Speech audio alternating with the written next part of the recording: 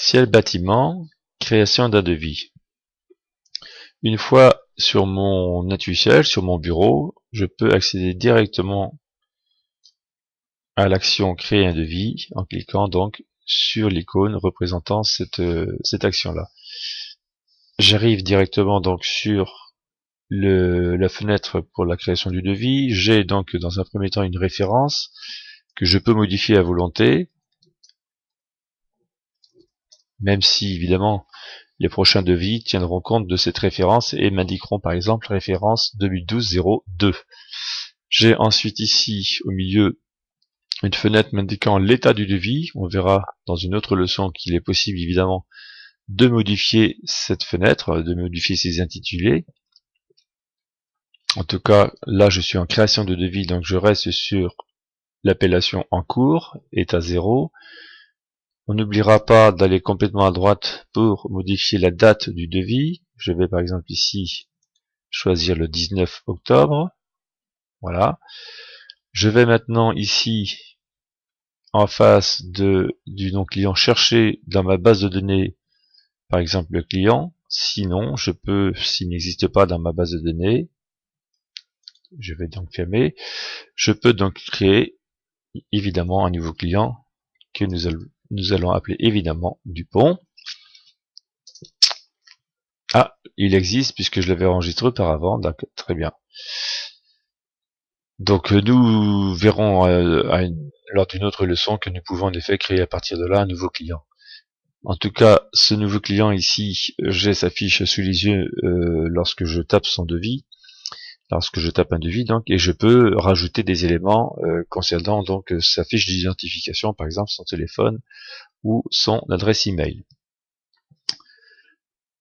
Maintenant que mon client donc est sélectionné, je vais taper une description concernant donc le travail que je vais donc effectuer. Donc c'est une appellation générale du devis, par exemple réfection d'un fauteuil.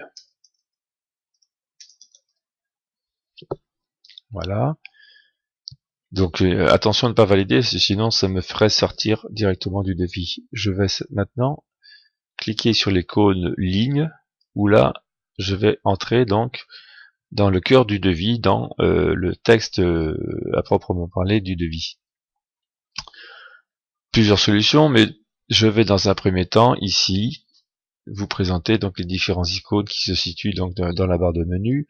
Donc nous avons les icônes classiques copier, couper, copier, coller, et nous avons ici donc un icône,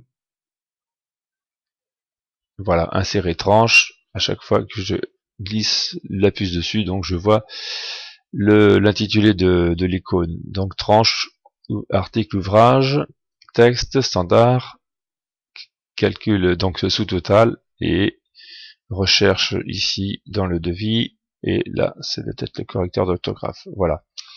Par exemple ici, sans forcément, je vais par exemple, si je vais quand même ici insérer une tranche. Donc mon devis sera donc coupé, enfin ou découpé, disons, en différentes tranches. Et là, je vais donc en effet pouvoir indiquer ici réflexion complète d'un fauteuil. Louis XV, par exemple.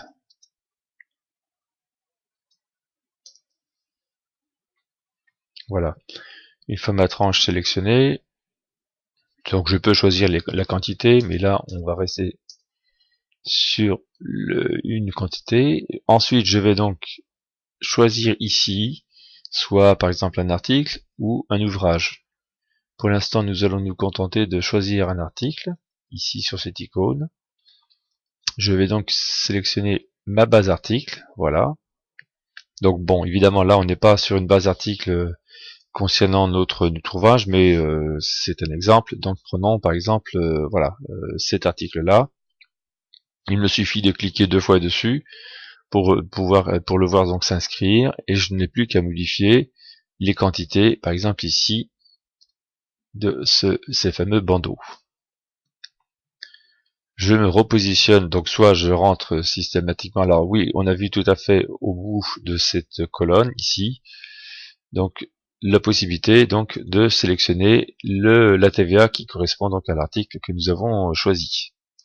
Je me repositionne à la suite donc de mon premier article et je vais créer un autre article. Je vais choisir un autre article toujours dans ma base de données.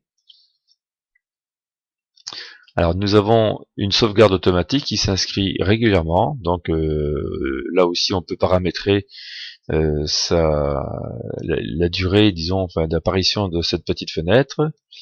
Voilà, et je sélectionne oui évidemment pour que mon devis soit sauvegardé au fur et à mesure que je le tape.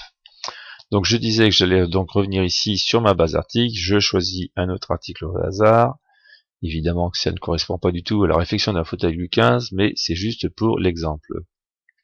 Maintenant, voilà, je vais chercher un article qui n'existe pas, ou en tout cas, je tape un code dans cette zone-là.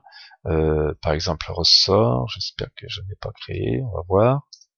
Voilà, en effet, j'ai pas créé cet article-là, en tout cas, il ne connaît pas cette référence-là, et il me propose donc de créer un nouvel élément. Donc c'est soit un article, soit un ouvrage, ou un texte standard. Nous allons nous contenter, pour cette fois-ci, de sélectionner l'onglet article, et il me transfère donc directement sur une nouvelle fiche article, que je vais donc compléter, ressort, diamètre 80 par exemple. Comme nous l'avons déjà vu, je peux rentrer ici une appellation technique.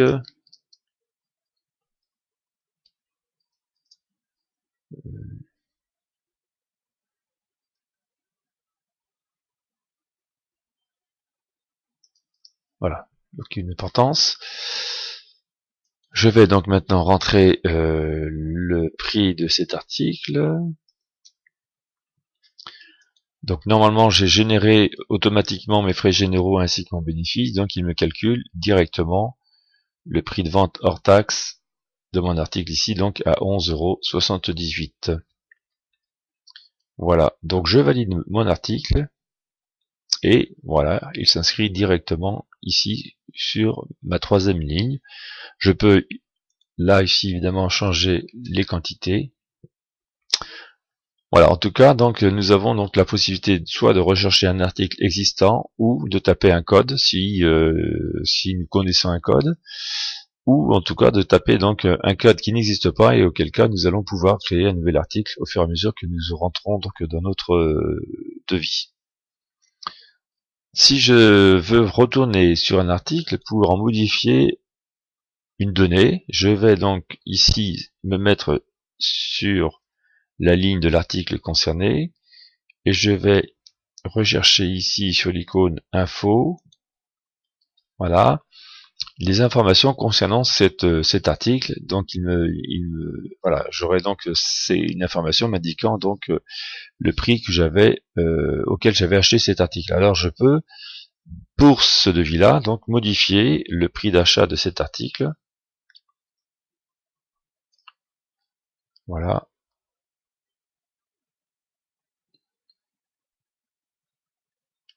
Donc mon prix de vente sera donc maintenant de 6,08 € ici.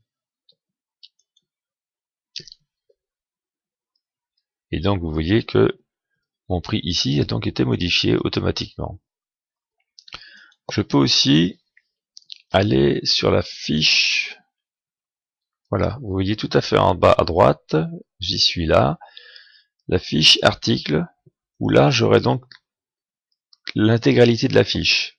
Je peux donc modifier le libellé, modifier la tarification comme nous venons de le faire, ou associer des documents externes, ou, par exemple ici, choisir un fournisseur pour cet article. Pour l'instant, je ne vais rien modifier. Je vais donc laisser mon article tel quel.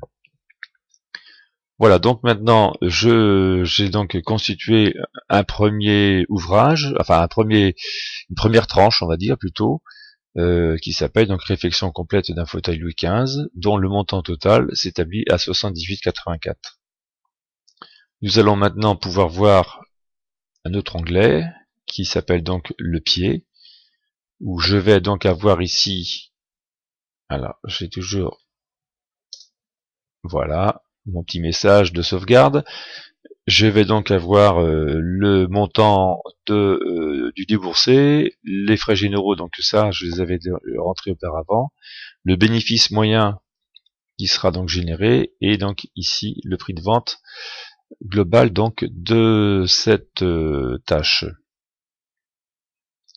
Je vais aussi ici pouvoir indiquer par exemple combien de personnes je vais positionner pour effectuer cette mission, cet ouvrage.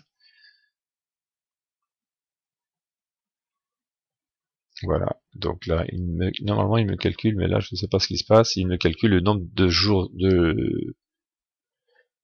que cela représente. Bon, on reverra ça un peu plus tard. Voilà, donc en tout cas ici, je peux générer soit une actualisation, soit un escompte.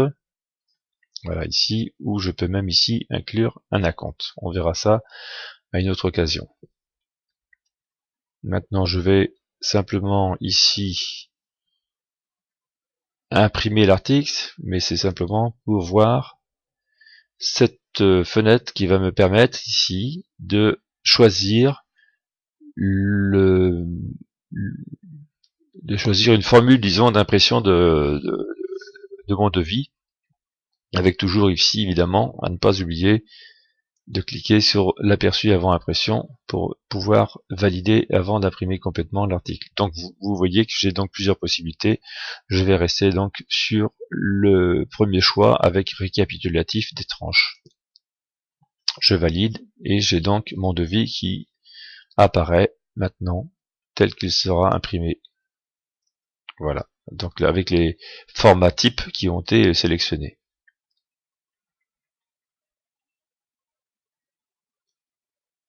J'ai toujours la possibilité sur cette fenêtre là de choisir encore une autre sortie, une autre forme d'impression, par exemple sans en-tête, et là comme ça je vais donc un devis qui apparaîtra sans en-tête pour lequel je pourrais l'imprimer avec mon propre papier en tête. Voilà, donc je vais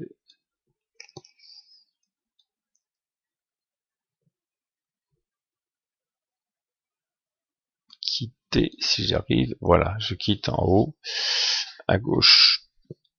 Voilà, maintenant je vais donc évidemment valider mon devis en n'oubliant pas de valider ici et de fermer donc automatiquement mon devis. Voilà donc pour une première leçon, disons, sur la création d'un article.